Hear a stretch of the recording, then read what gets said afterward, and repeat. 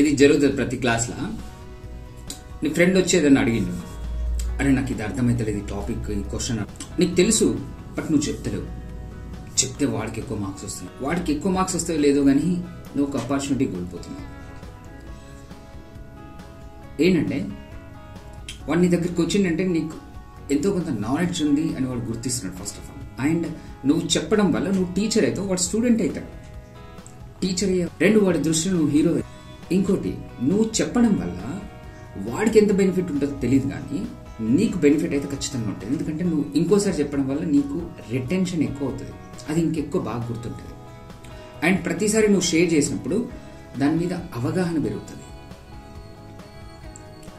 3, ఇప్పుడు నీకు తెలిసిన విషయం గురించి వాడిని దగ్గరకు వచ్చింది, నీకు తెలియని విషయం గురించి సమ్ టైమ్స్ నువ్వు కూడా వాడి దగ్గరికి వెళ్తావు కదా.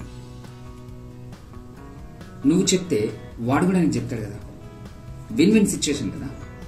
నీకు తెలిసింది వాడికి చెప్పు, వాడికి తెలిసింది నీకు చెప్తాడు. ఇద్దరు కలిసి అట్లా షేర్ చేసుకోవడం వల్ల నాలెడ్జ్ షేర్ అవుతుంది. నాలెడ్జ్ ఎంత షేర్ చేసుకుంటే అంత పెరుగుతుంది, అంత రిటెన్షన్ కూడా ఉంటుంది. This is the key. ఊరికే ఒంటరిగా కూర్చొని బట్టి పెడతా, గుర్తు చేసుకుంటా, చదువుతా, 100 సార్లు చదువుతా, దానికంటే ఒక్కసారి షేర్ చేసుకో, అద్భుతంగా ఉంటుంది. ఎందుకంటే ఒక ఇంటరాక్షన్ జరిగినప్పుడు అది బ్రెయిన్ ఎక్కువ గుర్తుపెట్టుకుంటుంది.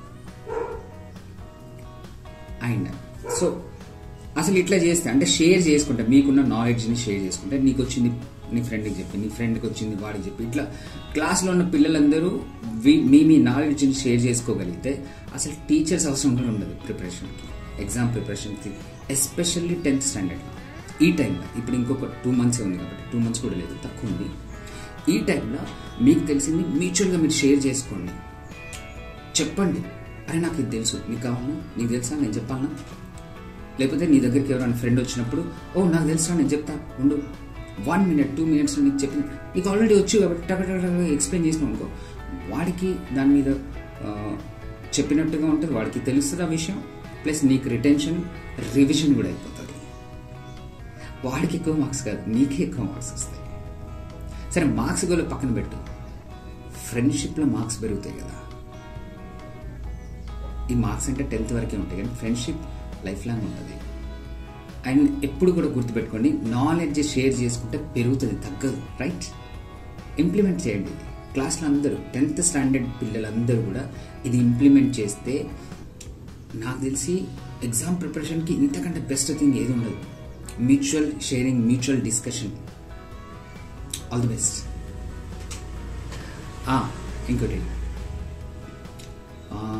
ఎవ్రీ సండే నేను ఒక వెబినార్ చేస్తున్నా, అది మీకు తెలుసు. అంటే 10th తర్వాత ఏం చేయాలి దాని గురించి ఒక వెబినార్. ప్లస్ నేను ఒక బుక్ రాసిన, what school fails to teach, అది అమెజాన్లో ఉంది, ట్రై చేయండి మీకు టైం దొరికినప్పుడు.